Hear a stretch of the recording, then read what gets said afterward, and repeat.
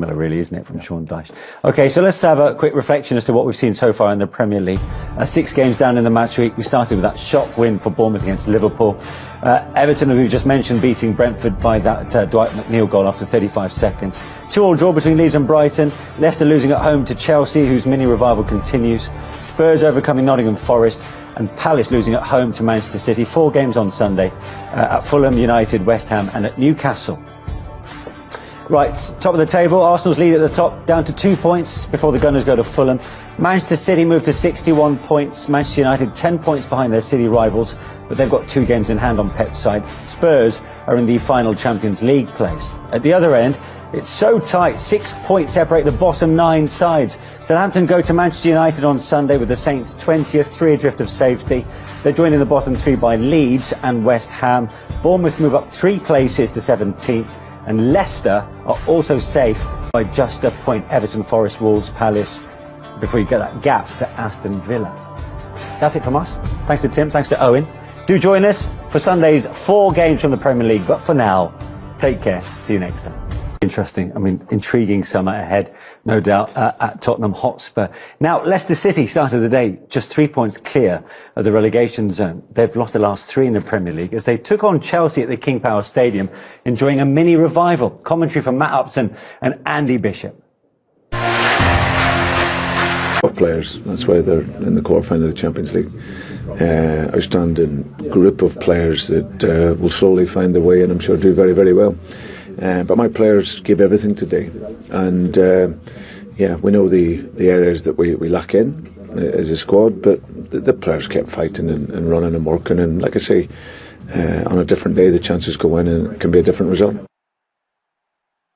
Yeah, it's been a really positive week for us.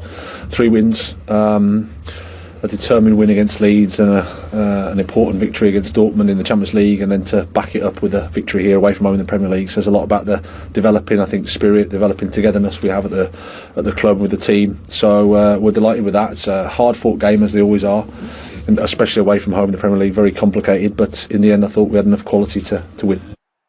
And that is 3 straight wins in all competitions for Graham Potter in the space of 8 days. No doubt hoping this is where their season changes.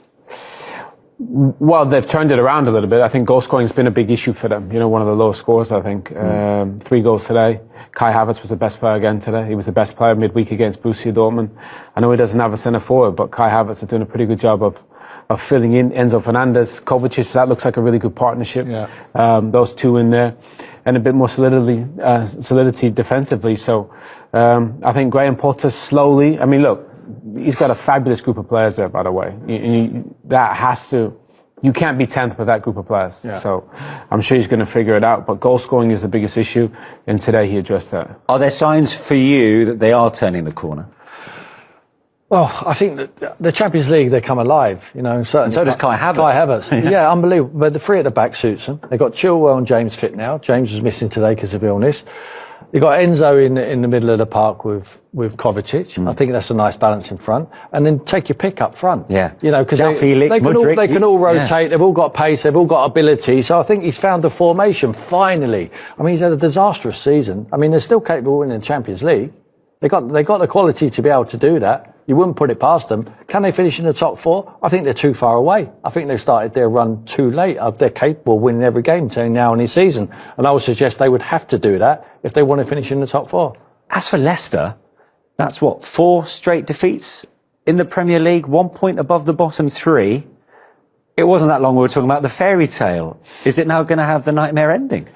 No, I don't think we'll have the nightmare ending, but I think they're close. The goalkeeper, the back 3 today, that's not what it was when they won the Premier League trophy. That stable back is just literally gone. Yeah. And I'm sure Brendan is looking at the goalkeeper and the defence and thinking, geez, I wish I had a bit more quality in these positions. So, a season in transition, I think, for Brendan Rodgers. He's just got to hang in there.